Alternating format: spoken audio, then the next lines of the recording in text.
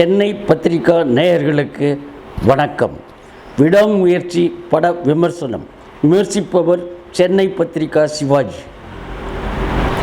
Azerbaijan நாட்டில் வேலை செய்கிற நாயகனான அஜித் ஒரு விருந்தில் திரிஷாவை சந்திக்கிறாரு.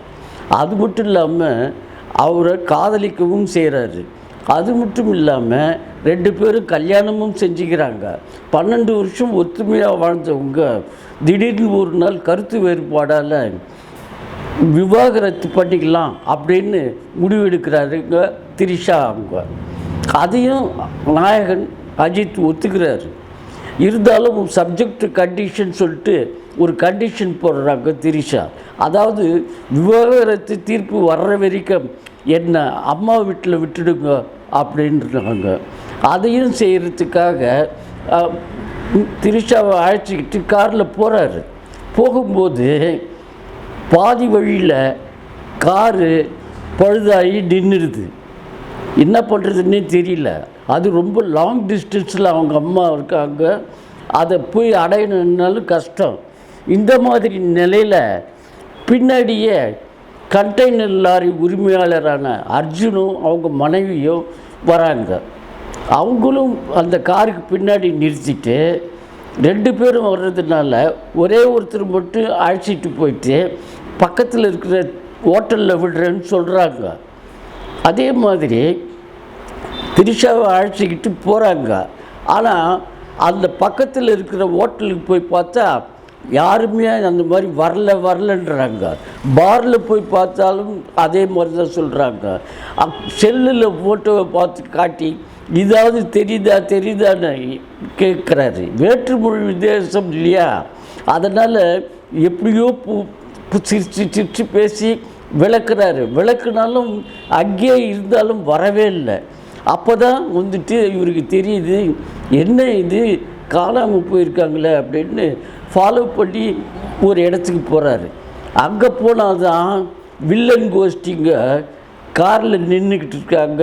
கூட மனைவி ரெஜினா கான்சென்ட்ராவோட. அப்போது தெரியுது இவங்க திரிஷாவை கடத்தியிருக்காங்கன்னு தெரியுது. ஆனால் அது கடத்தினது ஏன், அதுக்கு அர்ஜுன் பின்னணி என்னான்றதெல்லாம் தெரிஞ்சுக்கிறது தான் படத்தோட ரொம்ப இன்ட்ரெஸ்டிங்கான படத்தோட மீதி கதை. அஜித் வெண்ணிற நிறமுள்ள தாடி, அமக்கலமாக ஷேவ் செஞ்ச முகம்னு 2 வித தோற்றத்தில் நடித்து ரசிகர்களை திருப்திப்படுத்துகிறார். அது ரசிகர்களுக்கு ரொம்ப தெம்பாக இருக்கிறது மட்டும் இல்லாமல் அமக்கலமாக ரசித்து பார்க்குறாங்க. முதல் பாதியில் தான் இந்த மாதிரி ஷேவ் பண்ண முகத்தில் வராரு. காதலுக்காக அஜித் எடுக்கும் முயற்சிக்காக அவர் முதல் பாதி படம் வரைக்கும் இளமை தோற்றத்தில் வர்றதுனால அவர் ரொம்ப அமக்கலப்படுத்தி நடித்திருக்காரு. அதை ரசிகர்களும் ரொம்ப ரசித்து பார்த்து சந்தோஷப்படுறாங்க. நாயகனாக நடித்த அஜித் கதாபாத்திரத்துக்கு ஏற்ப நடித்து அந்த கதாபாத்திரமாகவே வாழ்ந்து அந்த கதைக்கு நல்ல பலம் சேர்க்கிறார். இடைவேளை வரை படம் கதையின் கருவு தான் சொல்லி படம் நகருது. ஆனால் இடைவேளைக்கு அப்புறமா தான் ஆக்ஷன் பிக்சராக மாறி படுஜோராக நகருது. திரிஷா நடை உடை பாவனை எல்லாம் சரியாக நடித்த ரசிகர்களை திருப்திப்படுத்துகிறார். அர்ஜுன் ஒரு வில்லன்னு நடிக்கிறாருன்னு தெரிஞ்சிருந்தாலும் இப்படியெல்லாம் என்னால் நடிக்க முடியும் அப்படின்னு நிரூபித்தது மட்டும் இல்லாமல் நடிப்பில் வெளுத்து வாங்கியிருக்கார்.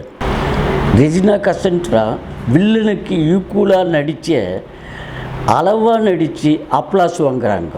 ஆரவ், ரவி ராகவேந்தர், ரம்யா எல்லாரும் கதாபாத்திரத்துக்கு ஏற்ப நடித்த பேர் வாங்குறாங்க. கேளிக்கை விடுதி, ஆள் அரவம் இல்லாத தெரு, பாடந்த தொழிற்சாலைன்னு ஒளிப்பதிவு செஞ்ச ஓம் பிரகாஷ் படம் பார்க்குறவங்கள அஜர்பைஜானுக்கே அழைச்சிட்டு போகிறாரு. அனிருத் இசையில் பாடல்கள் எல்லாமே திரும்ப கேட்குற மாதிரி இருக்குது. அது மட்டும் இல்லாமல் பின்னணி இசை ரொம்ப அருமையாக அமைச்சிருக்கார். விடாமுயற்சினால விக்டரி தான், அதாவது வெற்றி தான். அதனால் ஜனரஞ்சகமாக எல்லா வயசுக்காரங்களும் படம் பார்க்குற மாதிரி திருப்திப்படுத்தி இயக்கிய இயக்குனர் மகிழ் திருமேனி பாராட்டப்பட வேண்டியவர்.